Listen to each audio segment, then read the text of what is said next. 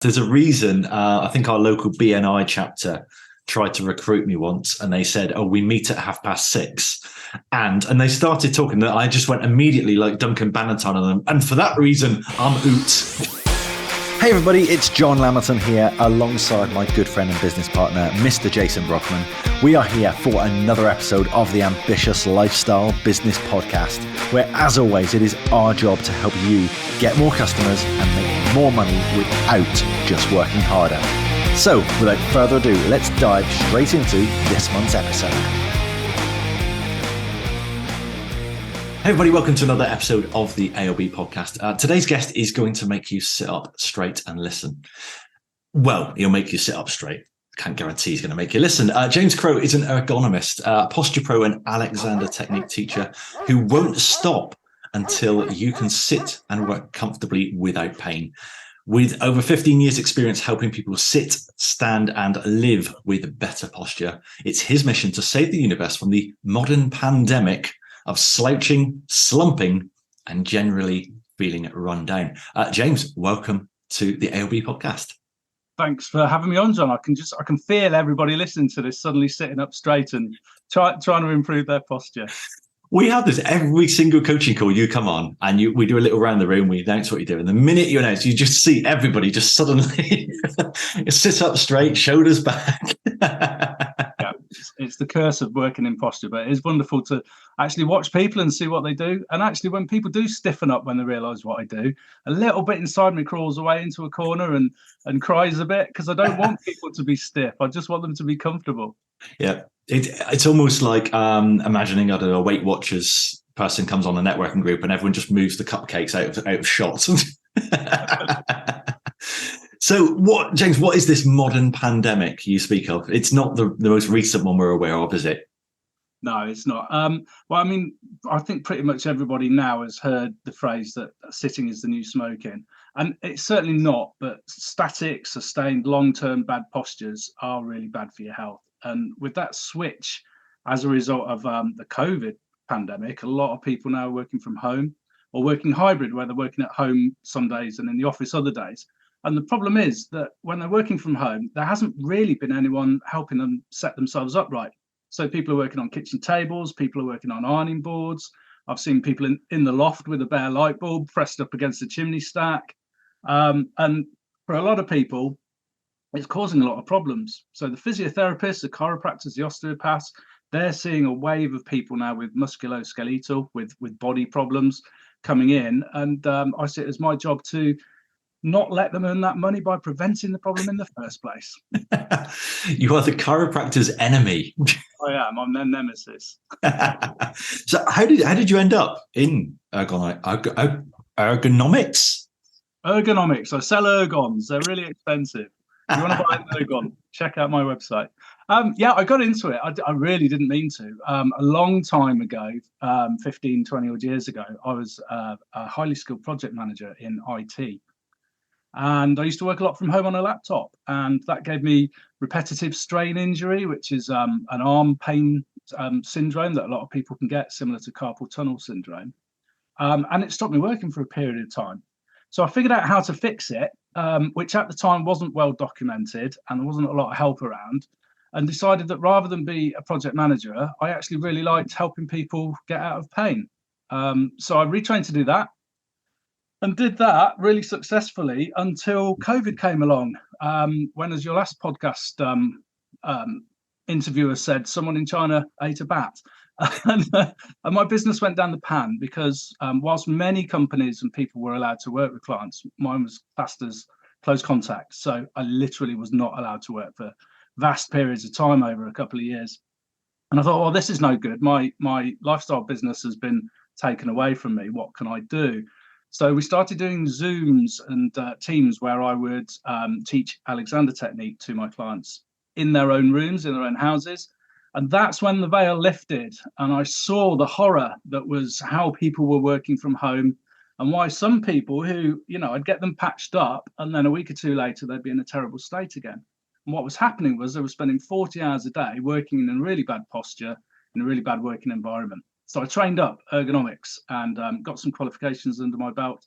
And now I do that in tandem with my Alexander technique.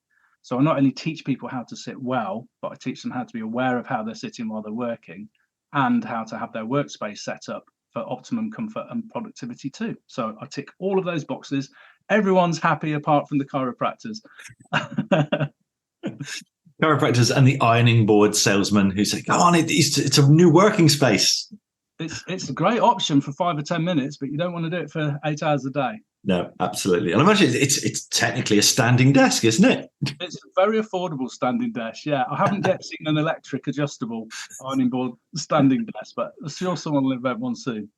There you go, listeners. There's a business idea for you straight away.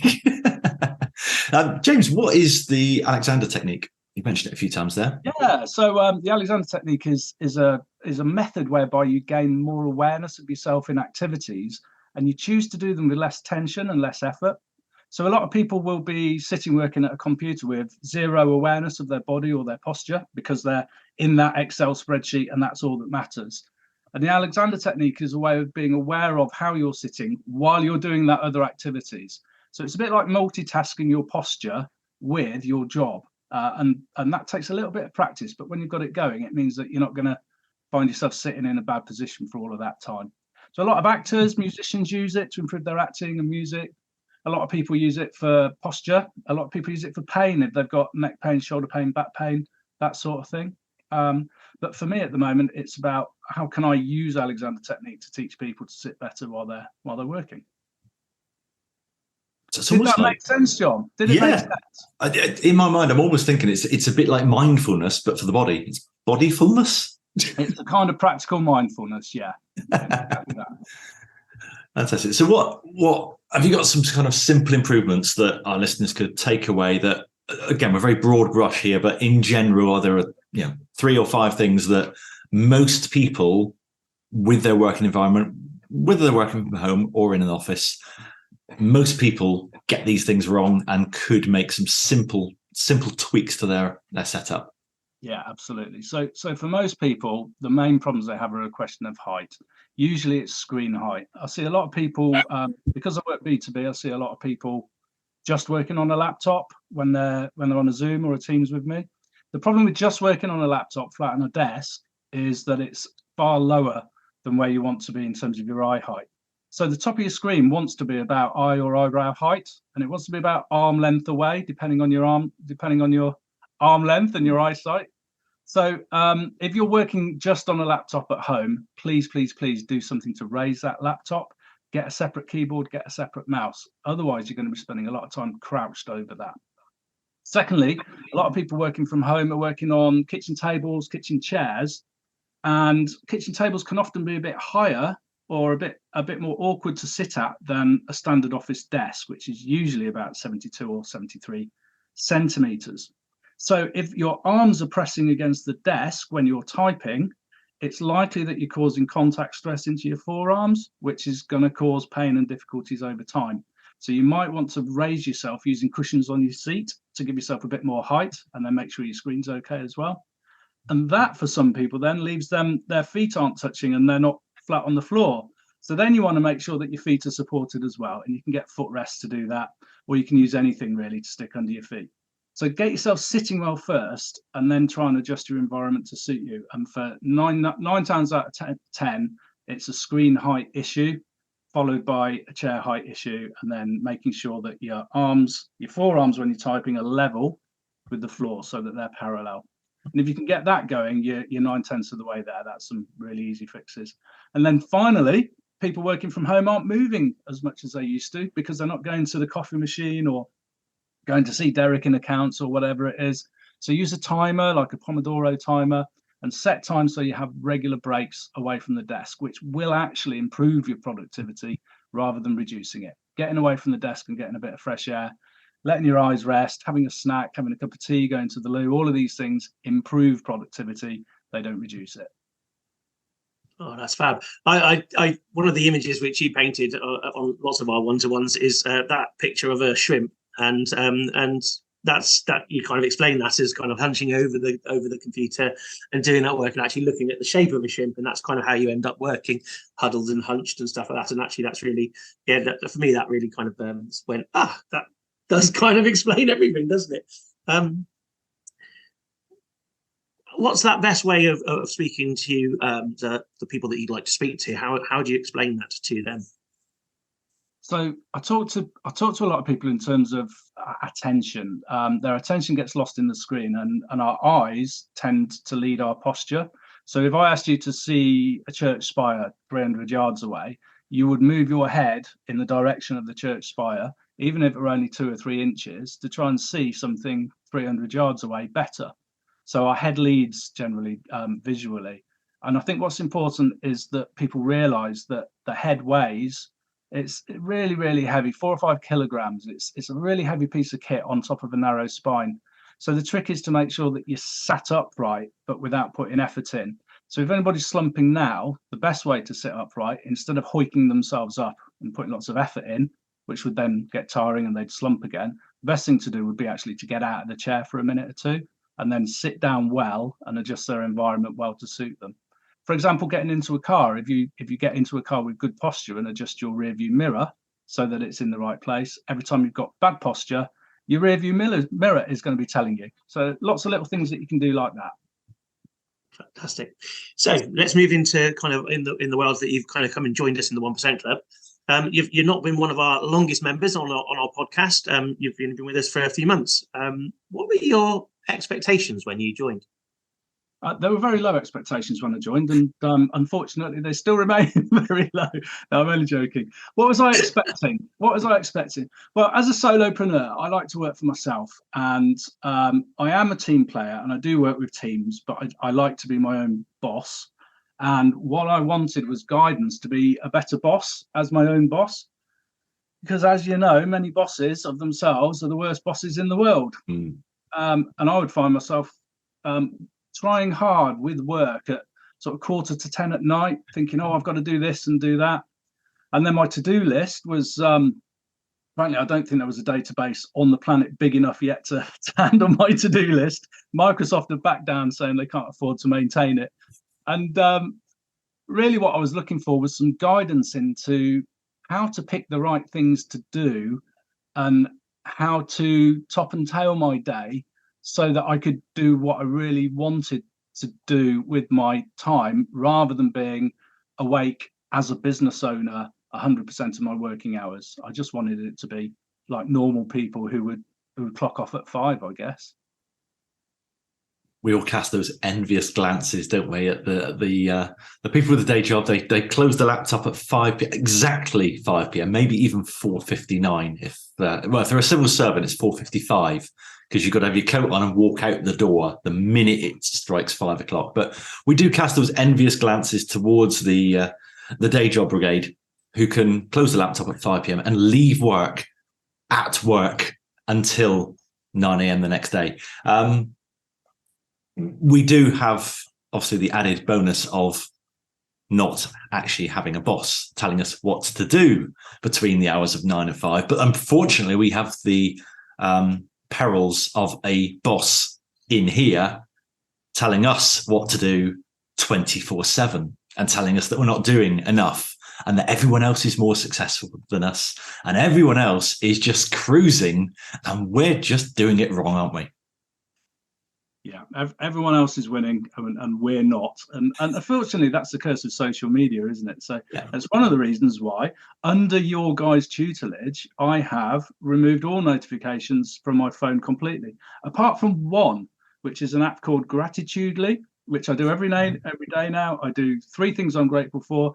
8:25 at night, it pings up and says, what are you grateful for? And I whack those down. I'm on a 75-day streak now. And that was probably one of the best things I ever did, was get those notifications off my phone. There's such a time sink. Oh, someone's commented on LinkedIn and I need to reply. And I think, what, I need to reply now? No, but I have a look at what they've said. And then before you know it, you're half an hour down the LinkedIn time sink and you haven't actually done anything. Yeah. Yeah. The daily gratitude routine. There we go. Get a routine bell in there already. It's something I started about 410 days ago, because that's the streak I'm on at the moment with my own. Absolute game changer. It's so simple. I think the most powerful ones, I don't know if you'll agree with this. Thank you, Chewy. Last night, I really, really struggled to find something. I sat there. Mine's 9 o'clock, by the way, 9 p.m. It pings every day. I sat there for a good 5 minutes going, I haven't really done anything today. It's just, I woke up, I did my work, I had lunch, I walked the dog.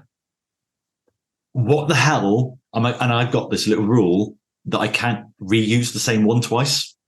It has to be a unique piece of gratitude every day. And to now, I can't actually remember what I came up with yesterday, but the harder you have to work to find something unique to be grateful for, the more you're training your brain, the more you're using that muscle memory to notice. And it actually, I do remember now because I was out walking the dog and I went, oh, that'll be my gratitude journal tonight. And it's those little moments you actually start to notice through the day where suddenly the world doesn't look as bad as it seems before you started this little journey, does it? Yeah, absolutely. And there's a lot of science behind it as well. You know, I've studied a lot of positive psychology over the years, and this is one of the easy fixes that you can do is just building a bit of gratitude into your day. You don't have to put much effort in. It takes you 2 or 3 minutes, and the other 23 hours, 59 minutes, and however many seconds, I've forgotten where we were already, are generally better as a result. So if anybody's not expressing gratitude at the moment, I thoroughly and highly recommend it. Definitely. What other routines have you put into place over the last few months? Okay, so I do have a social media routine, although I have to admit it slips quite a lot out of my daily plan, where I try and fit in 15 to 20 minutes to go on social media, particularly LinkedIn, because I'm B2B, James Crow on LinkedIn. And to me, that's really important, but it often falls off because I'm not really a social media kind of person, I have to admit. So when I do put the effort into that, it does bear rewards. And we do put a lot of effort. We do a weekly Wellness Wednesday video that I put out on a Wednesday. And that takes a bit of effort to edit, but it's always fun to do it. And so that's a routine every Wednesday now. But for me, it's more about the bigger daily routines. So as a lifestyle business now, not every day, but most days I'll get to walk my young kids to school. Often I'll get to walk them back from school. I'll get in hopefully a 5K run, which today is frozen out there. So my excuse is I'm not running on ice, or I'll go to the gym. But today it's January and I don't go to the gym in January. So there's another excuse. So instead I'll come and record a podcast with you guys and tick my exercise box instead. So that's a good routine. And then the other thing I did was we might have mentioned earlier, my poster. I've built a nice big A1 poster where I define my business processes. And what that does then is sends me around a flywheel, and I can work routinely on the things that I need to do to grow my business, rather than just thinking, oh, hey, hang on, it's 9:30. I'm home from the school run. What am I doing today? Which normally turns into it's 9:30 at night and I haven't done anything, but I've done lots of engineering of ideas without actually putting anything into practice. Yeah, you've watched lots of YouTube videos, you've read a ton of blog posts, you've liked some posts on Facebook, you've got a brilliant recipe for a cream egg cheesecake, but you haven't actually done anything productive towards your business. It's really interesting to just kind of listen to you again. Reminding listeners here that you've only been in the 1% Club for kind of 3-4 months. Already, anybody who's playing like ALB podcast bingo will have heard the words routine, could-do list, flywheel. We haven't heard hedgehog or flamingos yet, but I know it's coming. You really have bought into the whole kind of 1% ethos from day one, I think, haven't you? Yeah, I made a decision because there's a financial overhead in being a part of your membership, and one thing I hate doing is wasting money in any way or form. So my decision was, if I'm joining the club, I'm going to do what it says on the tin, and I will follow the instructions and just get on with it, even if it's outside my comfort zone, which some of it is, and even if I feel like it might not benefit me. Because I've been doing, before joining the club, I've been doing the same thing iteratively, and not really moving forwards as fast as after I joined the club. So for me to make a personal decision and say, well, I don't like that bit of advice, is just me going back to my old comfort zone and where I used to be, which was, comfortable, but lacking ambition and progress. That's interesting. What sort of advice did you jar with within the club that kind of? Let's talk about to-do lists being could-do lists, because at first I thought, that's just a cop-out, isn't it? That's taking your to-do list and saying, yeah, just ignore it.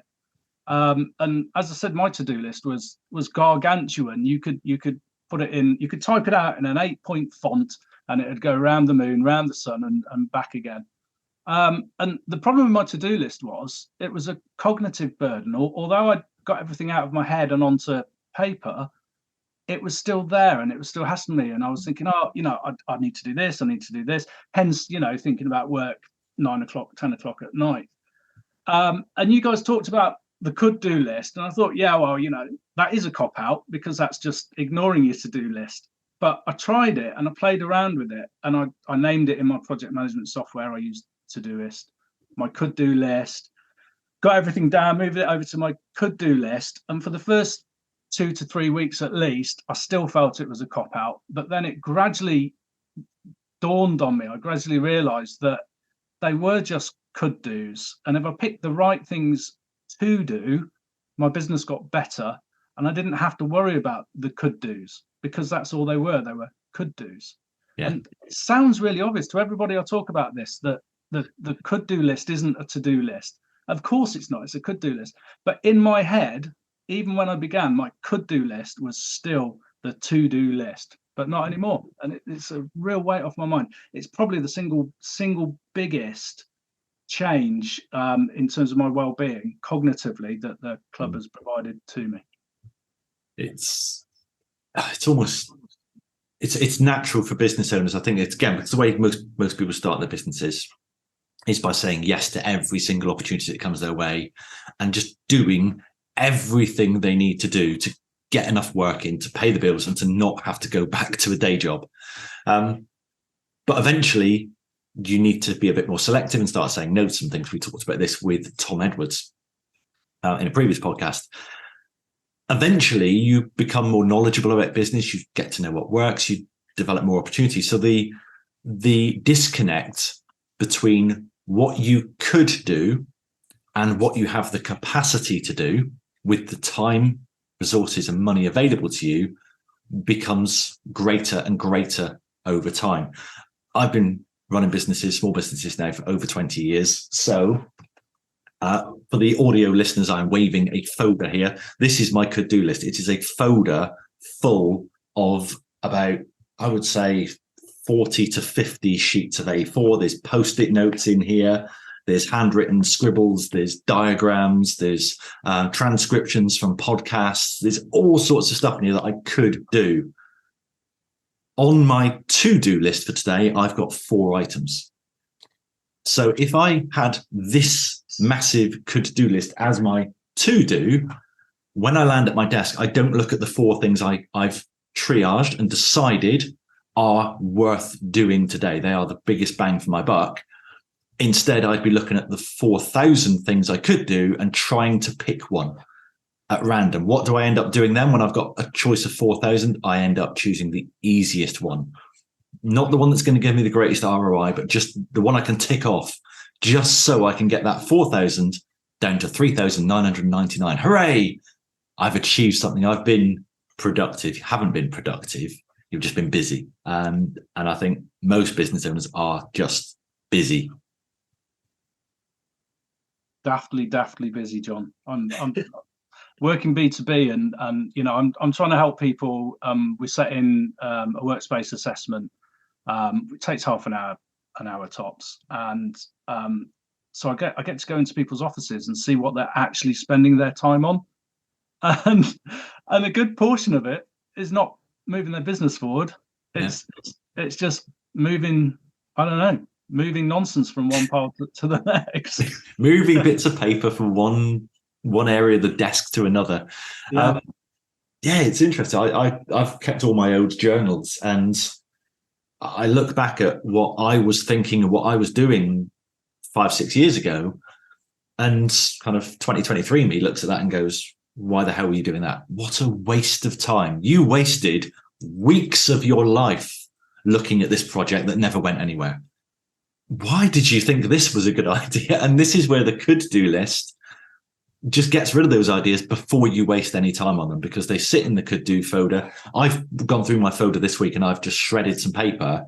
It's been in there for a year or 18 months. And I've looked at it and I've looked at it and I've looked at it. And eventually I've gone, John, you're never going to do this. You're just never going to find the time. It's never going to be top of the list. Get rid of it. Get it out of your cognitive load. Yeah. And then with regards to this, say your could do would be, as a lifestyle thing, I could do, I want to do a marathon. That's on your to-do list. Well, that's going to stay on your to-do list forever until you break it down into, well, I want to run 100 meters. I want to run 200 meters. I want to run a kilometer. I want to run a mile. And that's something that the club's really helpful for doing, is taking those bigger projects and saying, well, if you are going to achieve this, if this is your goal for the year, how are you actually going to get there? And defining those steps to take, and then breaking those down, and then just picking 3 or 4 of them for the week. Today I'm going to run 100 meters. Well, Guess what? That puts me on the path to a marathon, a lot more than staring at going to run a marathon on a piece of A4 paper does. Yeah. And that's the battle, I think, is a lot of business owners look at the marathon goal and they say, well, 100 meters isn't going to help because I want to run a marathon. I've watched marathon runners and they run 26 miles. The thing is, they have a routine, don't they, John? They do. Yes. So you mentioned flywheels earlier. A big part of the club over the last few months has been flywheels, hedgehogs, getting the right people on the bus. A lot of the topics from Jim Collins' book, Good to Great. I know you've been an avid reader of this book over the last few months. I read the book, about 18 months ago. I really wish I'd read it at least 10 years ago. So much of these frameworks make so much sense. And a lot of them, I think we talked about on a previous podcast, ironically, I was already doing, but I'd got there by trial and error. I'd got there by making a lot of mistakes and losing a lot of money, and a lot of my hair loss came as a result of not following these principles. What effect has the Good to Great and the kind of the Hedgehog in particular had on you? A massive effect. And I'm ashamed to say it's a massive effect as well, because they're such simple concepts. I would like to say, before I explained that, I thought I'd read all the business books because I like to read. So I read a book and then I read another book and I read another book. And a lot of the books that the club have recommended, I'd never come across. Either the echo tunnel that is Amazon or whatever it has hadn't fed it back to me. And so the ones I've actually read in the club, I've got so much more than the ones that I'd read that were, top of Amazon's business book list or whatever. And the Hedgehog concept was eye-openingly simple. And I wrote my Hedgehog down, and members of the club will know what Hedgehog is. And I'll just remind myself what it is. I am the best in the world at getting people comfortable with workshops, virtual workshops, and webinars. And that's what I work on now. So, that's my Hedgehog. So every time I find myself thinking, oh, well, I could do, I've got this extra offering where I can survey people's chairs and tell them, this, that, and that. I think, no, that's not my skill. My skill is virtual workshops. I know my stuff. All my clients really enjoy them. I get great feedback and it pays well. Why would I want to be doing something else with my time? So yeah, Good to Great was a really great book. And like I say, I wish I'd read it 20 years ago. I'd have saved myself at least 15 years of messing around, fiddling with little bits of software that looked fun. And then 2 years later thinking, why am I paying a subscription for this bit of software that's, I've used twice or something like that? It is, and there's so many things you can take from Good to Great. And I say we've talked about many of the frameworks here, but specifically this Hedgehog, So for listeners who are not aware of the hedgehog principle, it's the idea of the hedge versus the hedgehog versus the fox. The fox has got tons of different ways. It's a bit like Wile E. Coyote versus Roadrunner. Wile E. Coyote tries everything. He's got all the Acme products. If there's an infomercial, Wile E. Coyote is first on the phone with his credit card out. He's buying rocket launchers. He's painting tunnels onto rock faces. All the stuff. The hedgehog has one line of defense against the fox, though, and that is the spikes. The idea is that this one defense is really, really, really good, and it's the only defense it needs. And this idea that your hedgehog is the one thing that you are really, really good at, the best in the world at. It's also the one thing that you are really, really passionate about, you really enjoy. And crucially, and I can't emphasize this enough for many business owners that I speak to, including some I've spoken to this bloody week, it's something that the world is willing to pay you handsomely for. You do not just do it for the love of it. It has to have a working business model. So it's that, if you picture a Venn diagram, it's where those three intersect. You're really passionate about it, you're really good at it, and there's a business model that pays you for it. You can actually turn the heating on this year as a result of your business. So one line that Jim Collins says in Good's Great that really, really stuck with me was, it's not just about doing your hedgehog. It's not just about doing the stuff that you say, that's our hedgehog. It's about not doing anything that is outside of your hedgehog. And he said it's as much about what the great companies did not do as opposed to what they did do. So while everyone else is building up their to-do list with all the things that are slightly outside of their hedgehog, maybe they tick 2 out of the 3 boxes, maybe only 1 out of the 3. But that would be fun. That would earn us some money. I wouldn't really enjoy it, but we'll do that. I'd really love to do that, but I'm not very good at it. Or I'm really good at this, but I don't really like it. All these things make it on the to-do list. Actually, let's distill it down to just say, no, it's not our hedgehog. And the amount of people we've just sent that image to this year, that's not your hedgehog. And it helps, again, I think, distill the brain down to what's important for you, what really matters, what drives your business. And it's simple, really, isn't it, John? If you simplify what your role is, what your aims are, all of that stress about or worrying about all the other stuff becomes irrelevant. You know what you're doing, you do it. You measure it, you see the benefit, you do it again. You might tweak it and improve it, but so long as it's what you do well, you enjoy it, and people are willing to pay for it, it's kind of a no-brainer. You have some low expectations when you join the 1% club, which is fair enough. That's good. One of the things which we always work on is kind of member journey, really, and how you kind of get on board and stuff with us. And I'm keen, because you're one of our youngest members, if you like, in terms of how long you've been with us on the podcast, to think about what that process looks like. So you've signed up, you've got your credit card out, you put your details in, kind of thing. What worked well for you after that? Did you know the next steps? Did you know where you were kind of going with that? And then how perhaps did we help usher you in that direction? So you did have some onboarding, didn't you? You had some. I got a personal video, which is always nice to receive from yourselves, and I got an instructional book and an A4 sheet with a load of things that I could do, which immediately got put away as a could do. And then an introduction to the community. You had a sort of welcome Zoom for new people, where some of the old originals, I don't know how old they are or how original they are, met up and welcomed people. And that was really cool, because it's not a book with a set of instructions, the 1% Club. It's a community, and people share their advice, they share their problems, and they share their successes, and we learn from all of those. So the stuff I've really enjoyed has been weekly hot seats or monthly hot seats where people say, well, I've got this problem in my business, how can I resolve it?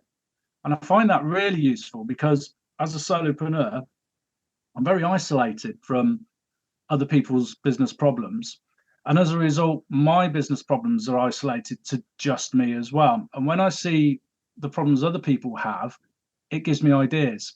And when I see other people succeeding, it reassures me that that's possible for myself as well. And when I see people failing, it reassures me that it's okay to fail as well. And in fact, a lot of successes come from trying and failing. But the difficulty is, I mean, let's face it, running your own business is a two-edged sword, really, isn't it? Yes, we've got all, we're jealous of people closing their laptop at 5 o'clock, closing their computer at 5 o'clock and going home. But that person's spent 8 hours with Stinky Steve from accounts, and and dealt with a lot of the problems that come with not being your own boss. So it's nice to see how other people structure their businesses and what things are possible. You've got some members who are hardly in the office at all, and that's kind of where I want my business to go as well. I want to systematize it. I want to make all the actions routine, so that should I be poorly, or should I be on holiday, or should I want to step back from the business, then that's all possible. And so it's really eye-opening to see the people who've achieved that in seemingly relatively short periods of time, as a result of being a member of the club. Does that answer the question? Yeah, it does, actually. It does. Oh, thank heavens for that. Thank you. What would you say is the best part of the club? What's the best part? Not necessarily best part. That may be the wrong thing. What have you got the most value from? What do you value most out of it, do you think? Well, you're going to love this, Jason. I think the most valuable part is my weekly 15 minutes with you. So there's a trumpet for you to blow. But having said that, I strongly recommend that people don't join the 1% club. I really don't want them to. On the grounds that it means I get to spend more time getting business advice from yourself instead of you sharing that with other people. So my advice to all listeners is definitely do not join the 1% club, because it's fine now and there ain't room for anyone else. And you can book up every 50 minutes slot that's going, and that's amazing. I'm just going to build some aliases, Jason, and book them in. Yeah. Secondly, I think what's most important to me is getting advice from some really clever people, some really successful people, and seeing the range of advice that comes from different people as well. Because as I say, if you work for yourself and you're not networking, I'm not a networking person. I don't want to sit in a hotel at 7:30 in the morning over hash browns and sausage while people shove business cards at me. I've really got no interest in that. So what this club does is I can learn from people, and I can get advice from people without having to sit over a greasy hash brown at 7:30 in a dodgy hotel somewhere outside Stroud or somewhere. And you're lucky, because we'll never do a 7:30 breakfast meeting, because John doesn't like 7:30 in the morning. So that's good. Not a chance. Right. Not a chance. There's a reason. I think our local BNI chapter tried to recruit me once, and they said, "Oh, we meet at 6:30," and they started talking. That I just went immediately like Duncan Bannatyne on them, and for that reason, I'm out.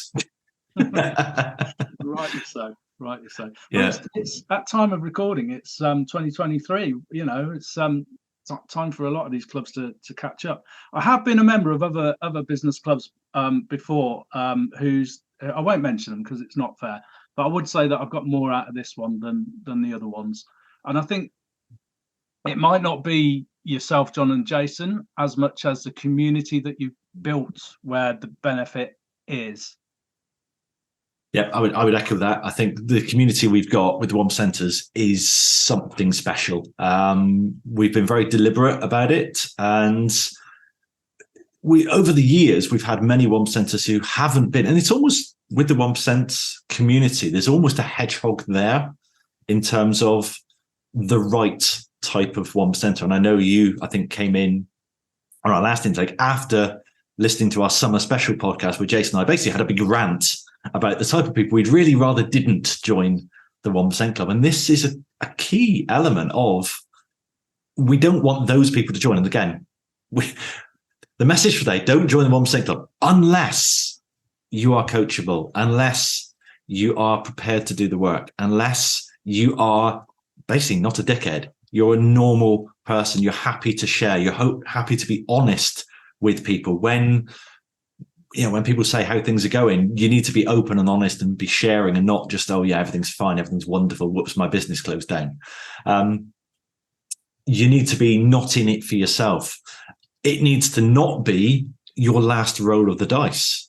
If you're at last chance saloon with your business, I'm sorry, but leaving it 1% better each week, it's a bit late for that. You should have done that 6-12 months ago. Those people, we can help them. I know we can help them, but they're not our hedgehog for the 1% Club. The people we can help both are coachable people who buy into this idea that, yes, actually stacking up marginal gains, leaving your business 1% better each week is brilliant. I'm in it for the community. I'm happy to help others, knowing that if and when I need help, they will be there for me. In my next book coming out this summer, The False Exit, I talk about the New Zealand All Blacks no dickheads policy. Ultimately, that's what we've put in place with the 1% Club, no dickheads. I had no idea how you slipped past that net, James. That 50% Jason, that's what it was. See, now when there's a denial of service attack on our servers, next time we have a 1% intake, I was like, I know the cause of this now. But no, seriously, James, you epitomise the perfect 1%er, and I think the community we've got there now is just, I mean, the word I used in the 1% Way, the book, obviously we send new members, is genuine. We have a bunch of genuinely nice people who, as a whole, as a collective, absolutely buy into the 1% ethos, and they are there for each other. We see it the minute anybody says, I'm struggling, there is just support there for them. People are just jumping on calls. Outside of the group, it's not just about, we've got a hot seat session coming up a week on Tuesday. It's, you're struggling, right, let's jump on a call. Do you need to chat? What do you need? How can I help you? Can I introduce you to someone that can sort you there? We get it all the time. People just notice stuff as well. It's like, I noticed you weren't particularly happy on that last call. Is everything all right? Yeah, I'm struggling a bit at home. It's holistic almost. Definitely. And they are all ambitious lifestyle business owners, which is great. And that's the name of our podcast, obviously. And with that in mind, you've mentioned lifestyle a fair few times, but what does that ambitious lifestyle business mean for you, James? Oh, I'm glad you asked that. I prepared an hour-long answer to your question. Okay. Fire up the PowerPoint. Here it comes. Right, I'm going to be brief, but there's three different elements to ambitious lifestyle business, and those are ambitious, lifestyle, and business. And when you think of ambitious, people generally think about people like the hosts on Dragon's Den and people like that, really, really, really successful people. And ambitious tends to, in our language, have no end to it. They are ambitious, never ending. Well, I have ambition, but I want my ambition to achieve a goal, and then I want to rest. That's all I want to do, is I want to achieve my goal, and then I'm happy. So the ambitious style fits really well with me. The lifestyle thing, I'm all about lifestyle. I'm not a get up at 6 o'clock in the morning and bake 17 holistic muffins and do yoga and go to the gym. I like life being easy. So the lifestyle bit is that I get to walk my kids to and from school on the days that I choose to. I get to exercise when I choose to. I do the work that I want to do when I want to do it, with the clients that I want to work with, not the clients that I don't. And then the business side of it is, it's got to be a business rather than just me. I want to be separate from my business, which we talked about before. And I want an exit from it at some point as well. I'm not naive enough to think that I'm going to be 90 and helping people sit comfortably at their desks. When I'm 90, I want to be sat comfortably on a deck chair next to a pink flamingo with a nice glass of something next to me. What a fantastic way to finish this episode of the Ambitious Lifestyle Business Podcast. I think that's the most complete answer we've had to that question, isn't it? That's it. I won't have to ask that question anymore now, will I? Because we've got the best answer. Fantastic. Any parting words you would like to leave our listeners with, James?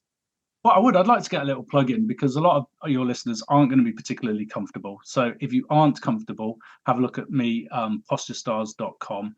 I've got a members site, which is there as well, which has got lots of videos to help you get comfortable. So just click that members button. For those of you who are thinking that you can get away with sitting really badly for the next 20 years and it's not going to hurt you because you're different, you're wrong. So don't make the mistake I made. Get yourself sitting well, get your workstation set up properly, and not only will you be happier and more comfortable, but you'll get more done as well. That is my rant complete.